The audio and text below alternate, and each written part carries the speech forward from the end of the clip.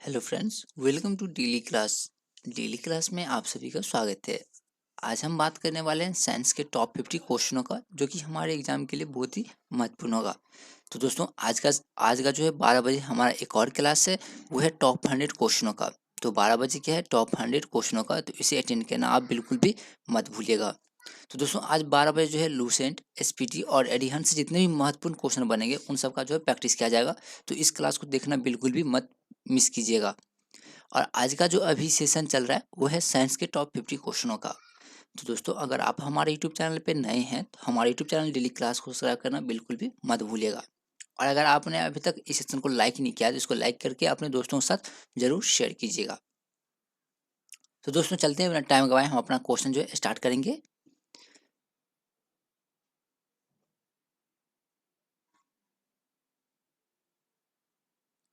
तो दोस्तों, जैसे कि यहाँ पे आप देख सकते हैं, हमारा जो फर्स्ट क्वेश्चन है वो क्या है, प्रबल अम्ल और दुर्बल क्षारक से बने लवण का पीएच मान कितना होता है। तो प्रबल अम्ल और दुर्बल क्षारक से बने लवण का पीएच मान जो है वो कितना होता है, तो 7 से कम। कितना होता है, 7 से कम होता है। तो प्रबल अम्ल और दुर्बल क्षारक से बने लवण का पीएच मान 7 से कम होता है। तो इसका सही आंसर हो जाएगा बी। अब नेक्स्ट क्वेश्चन है, क्षारक को जल में घोलने पर क्या मुक्त होता है। तो क्षारक को जल में घोलने पर जो है क्या मुक्त होता है, ओ एच माइनस आयन मुक्त होता है। क्या होता है, ओ एच माइनस आयन मुक्त होता है। तो क्षारक को जल में घोलने पर ओ एच माइनस आयन जो है वो मुक्त होता है। तो इसका सही आंसर क्या हो जाएगा, ए। इसका आंसर क्या हो जाएगा, ए। नेक्स्ट क्वेश्चन है, दही में किस प्रकार का अम्ल पाया जाता है। क्वेश्चन है कि दही में जो है किस प्रकार का अम्ल पाया जाता है।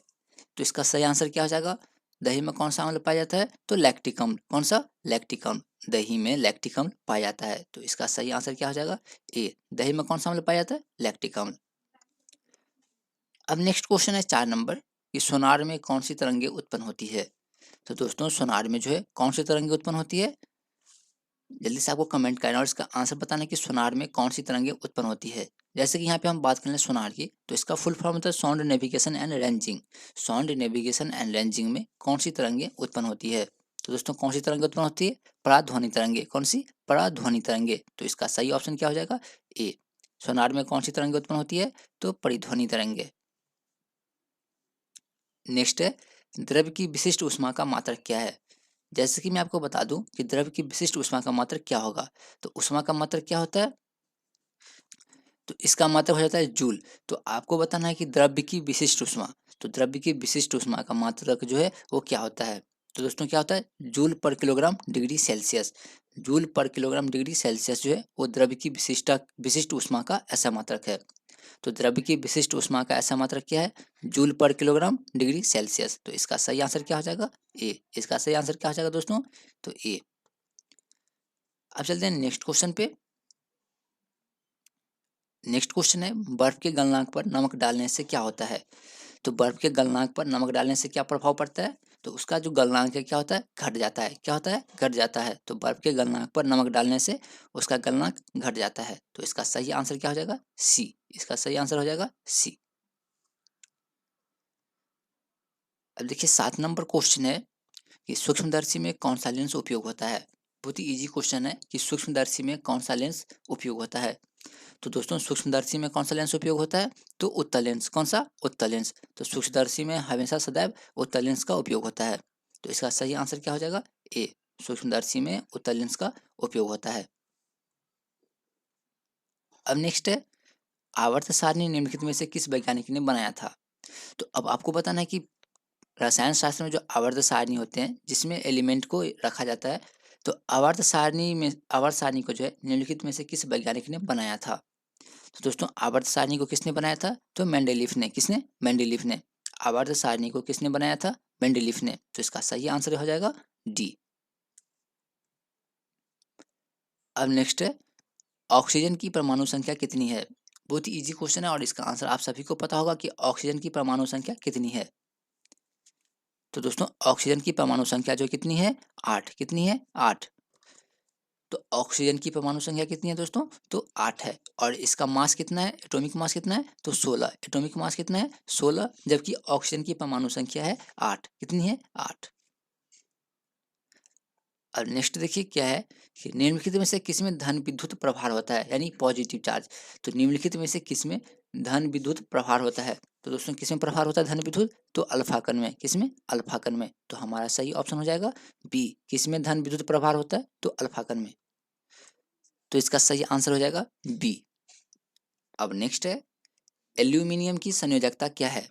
अब आपको बताना है कि एल्यूमिनियम की संयोजकता जो है वो कितने हैं। तो दोस्तों एल्यूमिनियम कितने की संयोजकता है, तो तीन की। कितने की, तीन की। जैसे कि हम देखते हैं केमिस्ट्री में लिखते हैं Al3+, लिखते हैं Al3+, तो थ्री क्या है, एक संयोजकता है। तो एल्यूमिनियम की संयोजकता क्या है, तीन। क्या है, तीन। इसका सही आंसर क्या हो जाएगा, सी। नेक्स्ट है निम्नलिखित में से किस अणु में आयनिक बॉन्ड नहीं बनता है, यानी आयनिक बंध नहीं बनता है। तो दोस्तों निम्नलिखित में से किस अणु में आयनिक बॉन्ड नहीं बनता है, तो दोस्तों निम्नलिखित में से किसमें आयनिक बॉन्ड जो है वो नहीं बनता है, तो KCl में। किसमें, KCl में। पोटेशियम क्लोराइड में जो है कोई भी आयनिक बॉन्ड नहीं बनता है। तो इसका सही आंसर क्या हो जाएगा, ए। क्या हो जाएगा इसका सही आंसर, ए।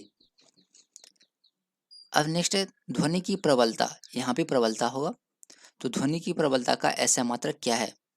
तो दोस्तों ध्वनि की प्रबलता का ऐसा मात्रक जो है क्या हो जाएगा, तो जैसे कि यहाँ पे हमारा ऑप्शन है न्यूटन, कैंडेला, डेसिबल और पास्कल। तो ध्वनि की प्रबलता का ऐसा मात्रक जो है क्या हो जाएगा, तो डेसिबल। क्या हो जाएगा, डेसिबल। डेसिबल जो है वो ध्वनि की प्रबलता का ऐसा मात्रक है। तो इसका सही आंसर क्या हो जाएगा, सी। नेक्स्ट है छठे आवर्त सारणी में कितने तत्वों को रखा गया है। अभी जस्ट हमने कुछ देर पहले देखा था कि आवर्त सारणी को किसने बनाया था, तो किसने बनाया था, मेंडलीफ ने। तो अब आपको बताना है कि उसी आवर्त सारणी में छठे आवर्त में कितने तत्वों को रखा गया है, यानी कितने एलिमेंट को जो है रखा गया है किसमें, तो छठे आवर्त में। तो दोस्तों छठे आवर्त में कितने तत्वों को रखा गया है, तो 32 तत्वों को। कितने तत्वों को, 32 तत्वों को। तो छठे आवर्त सारणी में 32 तत्वों को रखा गया है। तो इसका सही आंसर क्या हो जाएगा, ए। और आवर्त सारणी को किसने बनाया था, तो मेंडलीफ ने। और छठे आवर्त में कितने तत्वों को रखा गया है, तो 32 तत्वों को। तो दोस्तों अगर आपने अभी तक इस सेशन को लाइक करके अपने दोस्तों के साथ शेयर नहीं किया है, तो प्लीज़ इस सेशन को लाइक कर दें और अपने दोस्तों के साथ जरूर शेयर कीजिएगा। और इस सेशन का PDF जो है आपको आज 12 बजे वाली क्लास से पहले जो है टेलीग्राम ग्रुप में दे दिया जाएगा। तो वहाँ से आप जो है इस सेशन के PDF को डाउनलोड कर सकते हैं। अब देखिए नेक्स्ट क्वेश्चन है कि निम्नलिखित में से कौन सा तत्व रासायनिक दृष्टि से निष्क्रिय है। अब आपको बताना है कि कौन सा तत्व जो है वो रासायनिक दृष्टि से निष्क्रिय है। तो कौन सा तत्व निष्क्रिय है, तो हीलियम। कौन सा, हीलियम। हीलियम एक निष्क्रिय तत्व है। तो इसका सही आंसर क्या हो जाएगा, सी। तो 15 का सही आंसर क्या हो जाएगा, सी। अब देखिए बहुत ही इंपॉर्टेंट क्वेश्चन और बहुत ही इजी क्वेश्चन है कि किस वैज्ञानिक ने गामा किरण की खोज की थी। और ये क्वेश्चन बिल्कुल बिहार पुलिस कांस्टेबल के लेवल का है। तो अब आपको बताना है कि किस वैज्ञानिक ने गामा किरण की खोज की थी। तो दोस्तों किस वैज्ञानिक ने गामा किरण की खोज की थी, तो रदरफोर्ड ने। किसने, रदरफोर्ड ने।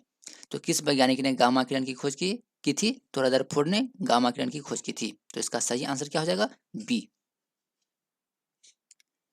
अब देखिए नेक्स्ट क्वेश्चन है पानी में हाइड्रोजन, यहाँ पे हाइड्रोजन होगा। पानी में हाइड्रोजन और ऑक्सीजन का भार का अनुपात क्या है। अब आपको बताना है कि पानी में हाइड्रोजन और ऑक्सीजन, जैसे कि मैं आपको बता दूं पानी का जो फॉर्मूला होता है वो क्या होता है, H2O। अब इसमें आपको बताना है कि हाइड्रोजन और ऑक्सीजन के भार का अनुपात क्या होता है। तो दोस्तों इसमें पानी में हाइड्रोजन और ऑक्सीजन के भार का अनुपात कितना होता है, तो 1:8। कितना होता है, 1:8। इसका सही आंसर क्या हो जाएगा, 1:8। हाइड्रोजन का जो एलिमेंट नंबर है वो कितना है, 1। और ऑक्सीजन का कितना है, तो 8। तो इसका क्या हो जाएगा रेशियो, 1:8। तो पानी में हाइड्रोजन और ऑक्सीजन का भार का अनुपात कितना होता है, तो 1:8।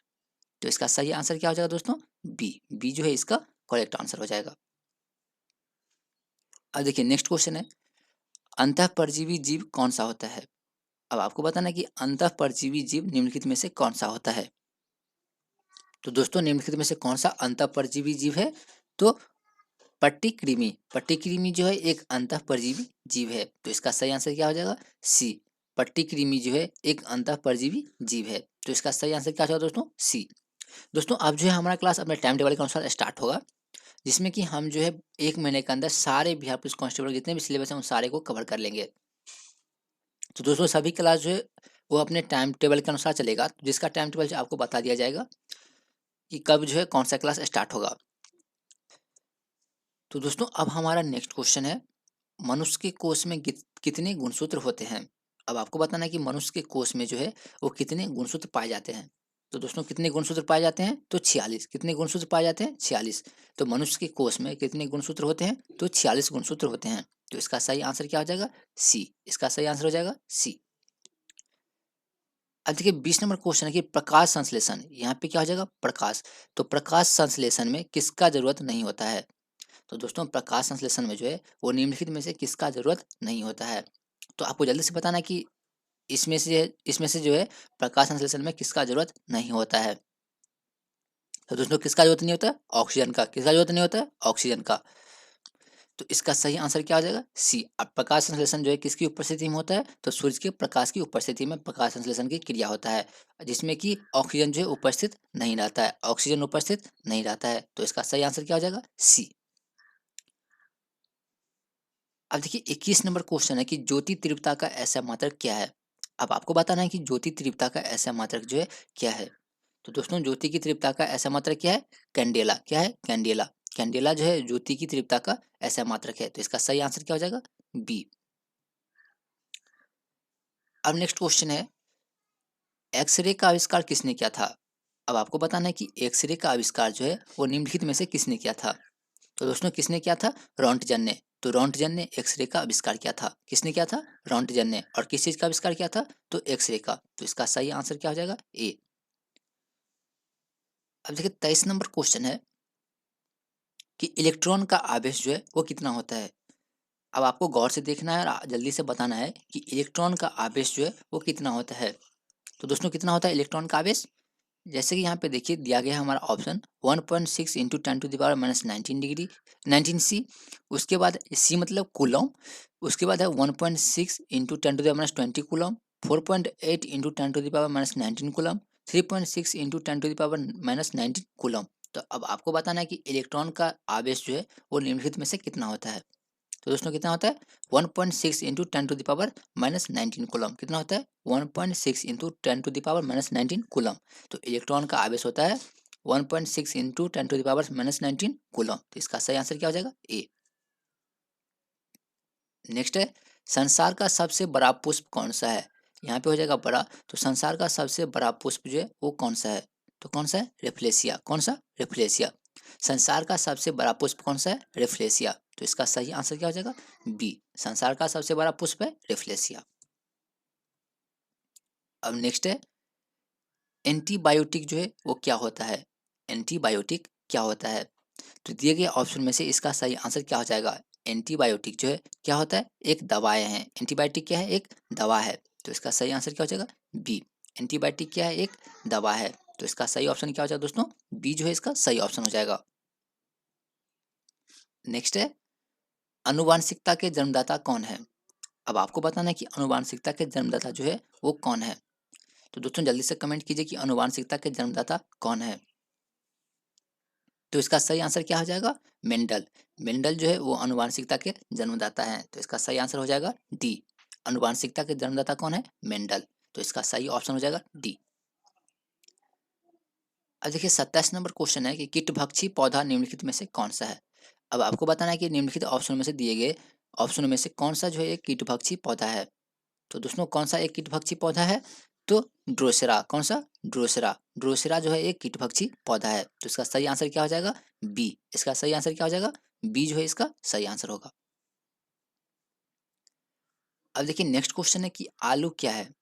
अब आपको बताना है कि आलू जो है वो पौधे का कौन सा भाग होता है। तो आलू जो है पौधे का कौन सा भाग होता है? तो दोस्तों तना होता है। क्या होता है? तना। आलू जो है वो पौधे का कौन सा भाग होता है? तो तना होता है। तो इसका सही आंसर क्या हो जाएगा? ए। इसका सही आंसर क्या हो जाएगा? ए। नेक्स्ट है, मृग तृष्णा बनने के क्या कारण है? बहुत ही इजी क्वेश्चन है और 2020 में ये पूछा जा चुका है कि मृग तृष्णा बनने के क्या कारण है। और ये क्वेश्चन जो है बार बार रिपीटेड होते रहता है। तो आपको बताना है कि मृग तृष्णा बनने के क्या कारण है। तो दोस्तों क्या कारण है? पूर्ण आंतरिक विसर्जन। क्या हो जाएगा इसका सही आंसर? पूर्ण आंतरिक विसर्जन के कारण जो है मृग तृष्णा बनता है। तो इसका सही आंसर हो जाएगा ए। नेक्स्ट है, प्रकाश का रंग निश्चित किया जाता है। अब आपको बताना है कि प्रकाश का रंग जो है किसके द्वारा निश्चित किया जाता है। तो प्रकाश का रंग किसके द्वारा निश्चित किया जाता है? तो दोस्तों प्रकाश का रंग जो है वो किसके द्वारा निश्चित किया जाता है? तरंग दैर्घ्य द्वारा। किसके द्वारा? तरंग दैर्घ्य द्वारा। तो तरंग दैर्घ्य के द्वारा प्रकाश का रंग निश्चित किया जाता है। तो इसका सही आंसर हो जाएगा सी। नेक्स्ट है, कौन सा रंग प्रकाश के सभी रंगों का अवशोषण कर लेती है? तो कौन सा रंग जो है वो प्रकाश के सभी रंगों का अवशोषण कर लेती है? बहुत ही इजी क्वेश्चन है, 2020 का ये क्वेश्चन है बिहार पुलिस कांस्टेबल का, कि कौन सा रंग प्रकाश के सभी रंगों का अवशोषण कर लेती है? तो काला रंग। कौन सा? काला। काला रंग जो है वो प्रकाश के सभी रंगों का अवशोषण कर लेती है। तो इसका सही आंसर हो जाएगा ए। नेक्स्ट है कार्बन। कार्बन क्या है दोस्तों? कार्बन क्या है? हमारा यहाँ पे ऑप्शन है अधातु, धातु, उपधातु या इनमें से कोई नहीं। तो कार्बन जो है एक क्या है? कार्बन एक अधातु है। क्या है? कार्बन एक अधातु है। और कार्बन के कितने अपरूप हैं? तो दो। कार्बन के कितने अपरूप हैं? दो अपरूप हैं। कौन कौन से? तो हीरा और ग्रेफाइट। तो कार्बन के कितने अपरूप हैं? दो, हीरा और ग्रेफाइट। कार्बन के कितने अपरूप हैं? दो, हीरा और ग्रेफाइट। और कार्बन क्या है? एक अधातु है। तो कार्बन क्या है? एक अधातु है और इसके दो अपरूप हैं, हीरा और ग्रेफाइट। और सबसे कठोर कार्बन का अपरूप कौन सा है? तो हीरा। कौन सा है? हीरा। हीरा जो है वो कार्बन का सबसे कठोर अपरूप है। नेक्स्ट है क्लोरोफॉर्म का क्वथनांक कितना होता है? अब आपको बताना कि क्लोरोफॉर्म का क्वथनांक जो है वो निम्नलिखित में से कौन सा होता है? तो दोस्तों क्लोरोफॉर्म का क्वथनांक जो कितना होता है? 334 केल्विन। कितना होता है? 334 केल्विन। तो क्लोरोफॉर्म का क्वथनांक जो है कितना होता है? 334 केल्विन। तो इसका सही आंसर क्या हो जाएगा? बी। क्लोरोफॉर्म का क्वथनांक जो है वो 334 केल्विन होता है। अब देखिए, अभी जस्ट हमने चर्चा किया था कि कार्बन के कितने अपरूप हैं? दो। कौन से? हीरा और ग्रेफाइट। तो हीरा और ग्रेफाइट जो है वो कार्बन के क्या है? तो दोस्तों अब आपको बताना है कि हीरा और ग्रेफाइट जो है वो कार्बन के क्या है? तो अपरूप है। क्या है? अपरूप है। तो कार्बन के कितने अपरूप हैं? दो, हीरा और ग्रेफाइट। क्या सब? हीरा और ग्रेफाइट जो है वो कार्बन के दो अपरूप हैं। तो इसका सही आंसर क्या हो जाएगा? ए। इसका सही आंसर क्या हो जाएगा? ए। नेक्स्ट है निम्नलिखित में से कौन सा एक यौगिक है? अब आपको बताना है कि निम्नलिखित में से कौन सा एक यौगिक है। तो यहाँ पे हमारा ऑप्शन है अमोनिया, ओजोन, वायु और पारा। तो निम्नलिखित में से कौन सा एक यौगिक है? तो दोस्तों कौन सा एक यौगिक है? अमोनिया। अमोनिया क्या है? एक यौगिक है। तो इसका सही आंसर क्या हो जाएगा? ए। तो कौन सा एक यौगिक है? तो अमोनिया। अब नेक्स्ट है कि निम्नलिखित में से किस पदार्थ में ऑक्सीजन नहीं है? बहुत ही इंपॉर्टेंट क्वेश्चन है कि निम्नलिखित में से किस पदार्थ में ऑक्सीजन नहीं है। अब आपको बताना है कि किस पदार्थ में ऑक्सीजन नहीं है। तो दोस्तों किस में ऑक्सीजन नहीं पाया जाता है? किरासन तेल में। किस में? किरासन तेल में। इसीलिए सोडियम को किस में डुबो कर रखा जाता है? तो किरासन तेल में। तो दोस्तों सोडियम क्या है? एक ज्वलनशील पदार्थ है। सोडियम क्या है? एक ज्वलनशील पदार्थ है जो कि ऑक्सीजन के संपर्क में आने से क्या होता है? जल उठता है। तो इसीलिए सोडियम को जो है केरोसिन तेल में डुबोकर रखा जाता है। तो अब आपको पता चल गया होगा केरोसिन तेल में सोडियम को डुबोकर क्यों रखा जाता है। क्योंकि केरोसिन तेल में जो ऑक्सीजन होता ही नहीं है। केरोसिन तेल में जो ऑक्सीजन नहीं होता है, इसीलिए सोडियम को केरोसिन तेल में डुबोकर रखा जाता है। तो यहाँ से आपके दो क्वेश्चन इजीली सॉल्व हो जाते हैं कि केरोसिन तेल सोडियम को केरोसिन तेल में डुबोकर क्यों रखा जाता है? क्यों रखा जाता है? क्योंकि केरोसिन तेल में ऑक्सीजन नहीं होता है। और और किस पदार्थ में ऑक्सीजन नहीं होता है? तो किरासन तेल में। किसमें? किरासन तेल में। इसीलिए सोडियम को किरासन तेल में डुबोकर रखा जाता है। तो इसका सही आंसर क्या हो जाएगा? बी। बी जो है इसका सही आंसर हो जाएगा। क्वेश्चन था हमारा कि किस पदार्थ में ऑक्सीजन नहीं है? तो किस में नहीं है? किरासन तेल में। इसीलिए सोडियम को किरासन तेल में डुबोकर रखा जाता है। अब देखिए नेक्स्ट क्वेश्चन है 37 नंबर की, बारूद क्या होता है? अब आपको बताना है कि बारूद जो है वो क्या होता है दोस्तों? तो बारूद एक मिश्रण होता है। क्या होता है? मिश्रण होता है। बारूद क्या होता है? एक मिश्रण होता है। तो इसका सही आंसर क्या हो जाएगा? बी। बारूद जो है एक चारकोल और सोडा का मिश्रण होता है। तो बारूद क्या होता है? एक मिश्रण होता है। इसका सही आंसर क्या हो जाएगा? बी। अब देखिए 38 नंबर क्वेश्चन है कि निम्नलिखित में से किसमें आयनिक बंध नहीं है, यानी आयनिक बॉन्ड नहीं है। अब आपको जल्दी से बताना है कि निम्नलिखित में से किसमें आयनिक बॉन्ड नहीं है। तो दोस्तों इसका सही आंसर क्या हो जाएगा? किसमें आयनिक बॉन्ड नहीं है? तो CH4 में। किसमें? CH4 में। CH4 अकेला एक एलिमेंट है जिसका नाम क्या होता है? मीथेन। क्या होता है? मीथेन। CH4 जो है किसका नाम है? मीथेन का, जिसका एक भी जो है जिसमें एक भी आयनिक बॉन्ड जो है वो नहीं होता है। जिसमें एक भी आयनिक बॉन्ड नहीं होता है। जबकि इसमें देखिए दो एलिमेंट है, कैल्शियम और क्लोराइड। यहाँ पे सोडियम और क्लोराइड। तो इसमें क्या होगा? आयनिक बॉन्ड बनेगा किसके बीच में? सोडियम और क्लोराइड के बीच में। यहाँ पे कैल्शियम और क्लोराइड के बीच में आयनिक बॉन्ड बनेगा। लेकिन यहाँ पे तो CH4 एक ही एलिमेंट है, कौन सा, मीथेन, कौन सा, मीथेन। तो इसके बीच में कोई भी एनिक बॉन्ड नहीं बनेगा। तो इसलिए हमारा सही आंसर जो है वो क्या हो जाएगा, बी। इसका सही आंसर क्या हो जाएगा, बी। अब देखिए यहाँ पे नेक्स्ट क्वेश्चन है, कोयला क्या है। अभी जस्ट हम लोगों ने कुछ देर पहले देखा था कि बारूद क्या है। अब देखिए यहाँ पे क्या है, कोयला क्या है। तो दोस्तों कोयला जो है क्या है, एक कोयला एक तत्व है। क्या है, कोयला एक तत्व है। तो इसका सही आंसर क्या हो जाएगा, सी। कोयला क्या है, एक तत्व है। तो इसका सही आंसर हो जाएगा सी। अब देखिए नेक्स्ट क्वेश्चन है कि लोहे पर जंग लगना किसका उदाहरण है। तो लोहे पर जंग लगना जो है वो निम्नलिखित में से किसका उदाहरण है। तो दोस्तों लोहे पर जंग लगना किसका उदाहरण है, तो ऑक्सीकरण का। किसका, ऑक्सीकरण का। तो लोहे पर जंग लगना ऑक्सीकरण का एक उदाहरण है। तो इसका सही आंसर क्या हो जाएगा, सी। लोहे पर जंग लगना किसका उदाहरण है, ऑक्सीकरण का। अब देखिए बहुत ही इजी क्वेश्चन है और आप सभी को इसका आंसर पता होगा कि आग बुझाने वाली गैस कौन सी है। तो दोस्तों आग बुझाने वाली गैस जो है वो निम्नलिखित में से कौन सी है।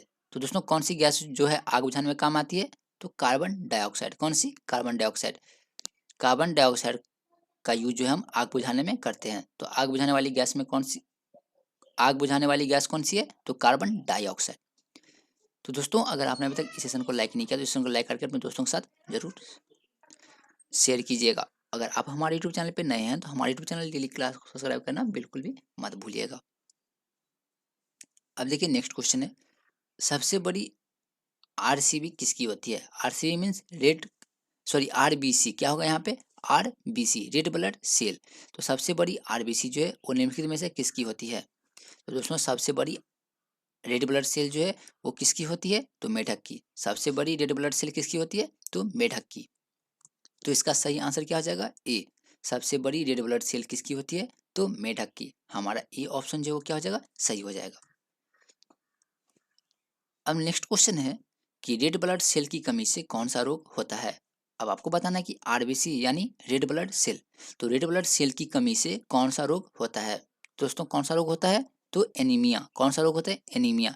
एनीमिया किसकी कमी से होता है, तो आरबीसी की कमी से। तो आरबीसी की कमी से होने वाला रोग कौन सा है, तो एनीमिया। तो इसका सही आंसर क्या हो जाएगा, बी। आरबीसी की कमी से एनीमिया नामक रोग होता है। तो इसका सही आंसर हो जाएगा बी। अब देखिए 44 नंबर क्वेश्चन है कि निम्न में से कौन सा एंजाइम अमाशय से स्रावित नहीं होता है। तो कौन सा एंजाइम जो है वो अमाशय से स्रावित नहीं होता है। तो दोस्तों कौन सा एंजाइम अमाशय से स्रावित नहीं होता है, तो इसका सही आंसर क्या हो जाएगा, अग्नाशयी लाइपेज। कौन सा, अग्नाशयी लाइपेज जो है वो कहाँ से स्रावित नहीं होता है, तो अमाशय से। तो कौन सा एंजाइम अमाशय से स्रावित नहीं होता है, तो अग्नाशयी लाइपेज। इसका सही ऑप्शन हो जाएगा डी। अब देखिए यहाँ पे क्वेश्चन है कि लार में कौन सा एंजाइम पाया जाता है। अब आपको बताना है कि लार में कौन सा एंजाइम पाया जाता है। तो जैसे कि मैं आपको बता दूं कि हमारे मुख के अंदर जो है वो क्या पाया जाता है, लार पाया जाता है। तो लार में कौन सा एंजाइम मिलता है। तो दोस्तों लार जो है हमारे मुख के अंदर पाया जाता है, तो उसमें जो है कौन सा एंजाइम मिलता है, तो लार में कौन सा एंजाइम मिलता है, तो दोनों टैलिन और लाइजोजाइम। टैलिन और लाइजोजाइम एंजाइम जो है किसमें पाया जाता है, लार में। किसमें, लार में। तो हमारा सही ऑप्शन क्या हो जाएगा, सी। टैलिन और लाइजोजाइम जो है वो किसमें पाया जाता है, तो लार में। और लार कहाँ मिलता है, हमारे मुख के अंदर। अब देखिए नेक्स्ट क्वेश्चन है 46 नंबर कि जठर रस का स्रावन कहाँ से होता है। तो जठर रस का स्रावन जो है वो निम्नलिखित में से कहाँ से होता है दोस्तों। तो जठर रस का स्रावन जो है वो कहाँ से होता है, अमाशय से। कहाँ से, अमाशय से। तो हमारा सही ऑप्शन क्या हो जाएगा, डी। जठर रस का स्रावन कहाँ से होता है, अमाशय से। अब देखिए 47 नंबर क्वेश्चन है कि दूध में पाई जाने वाली प्रोटीन कौन सी है। तो दूध में कौन सी प्रोटीन पाई जाती है। तो आप सभी को पता होगा कि दूध में जो है कौन सी प्रोटीन पाई जाती है। तो कौन सी प्रोटीन पाई जाती है, केसिन। कौन सी, केसिन।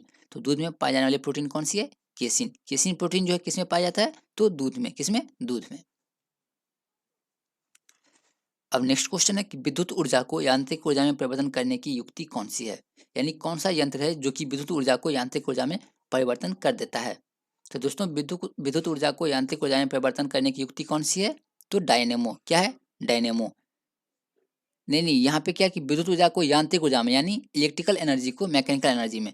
तो इलेक्ट्रिकल एनर्जी को मैकेनिकल एनर्जी में कौन परिवर्तन करता है, तो विद्युत मोटर। विद्युत मोटर। जब इसे हम करंट देते हैं तो ये हमें क्या करता है, पानी देता है, राइट। क्या करता है, पानी देता है। पानी देना क्या हुआ, एक यांत्रिक ऊर्जा हुआ। तो उसे हम जब इलेक्ट्रिसिटी देते हैं यानी उसे हम विद्युत देते हैं तो हमें क्या करता है, पानी देता है, जो कि क्या है, एक यांत्रिक ऊर्जा का उदाहरण है।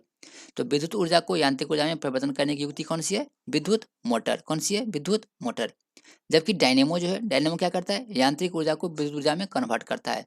यांत्रिक ऊर्जा को विद्युत ऊर्जा में कौन कन्वर्ट करता है? तो डायनेमो। कौन करता है? डायनेमो। जबकि विद्युत ऊर्जा को यांत्रिक ऊर्जा में कौन कन्वर्ट करता है? तो मोटर। कौन करता है? मोटर। तो इसीलिए हमारा सही आंसर क्या हो जाएगा? बी।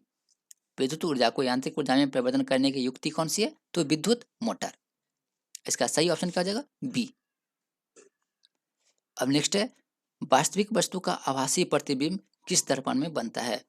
तो वास्तविक वस्तु का आभासी प्रतिबिंब जो है वो निम्नलिखित में से किस वस्तु में बनता है? तो समतल दर्पण में। किसमें? समतल दर्पण में। समतल दर्पण में वस्तु का आभासी प्रतिबिंब बनता है। किसमें? समतल दर्पण में वस्तु का आभासी प्रतिबिंब बनता है। तो इसका सही आंसर क्या हो जाएगा? बी। इसका सही आंसर हो जाएगा बी। अब नेक्स्ट एंड लास्ट क्वेश्चन है कि निम्न अंगों से पित्त का संचय किसमें होता है? यहाँ पे पित्त होगा, तो निम्न अंगों में से पित्त का संचय किसमें होता है? तो पित्त का संचय जो है वो निम्नलिखित में से किसमें होता है? तो पित्ताशय में। किसमें? पित्ताशय में। पित्त की थैली को क्या कहा जाता है? पित्ताशय। और पित्त जो है कहाँ संचय होता है? तो पित्ताशय में। तो इसका सही ऑप्शन क्या हो जाएगा? डी। तो दोस्तों आज के लिए बस इतना ही था। अब हमारा जो नेक्स्ट क्लास है वो होगा दोपहर के 12 बजे टॉप 100 क्वेश्चनों के साथ। कितने बजे? दोपहर के 12 बजे। तो इसे अटेंड करना बिल्कुल भी मत भूलिएगा। और अगर आप हमारे यूट्यूब चैनल पर नए हैं तो हमारे यूट्यूब चैनल डेली क्लास को सब्सक्राइब करना बिल्कुल भी मत मिस कीजिएगा। और दोस्तों इस सेशन का पीडीएफ जो है आपको हमारे टेलीग्राम ग्रुप में मिल जाएगा। तो अगर आप हमारे टेलीग्राम ग्रुप से नहीं जुड़े हैं तो उसका लिंक आपको नीचे डिस्क्रिप्शन बॉक्स में दे दिया जाएगा, वहाँ से आप हमारे टेलीग्राम ग्रुप से जुड़ सकते हैं। तो दोस्तों अब हम मिलेंगे कब? तो दोपहर के 12 बजे। दोपहर के 12 बजे।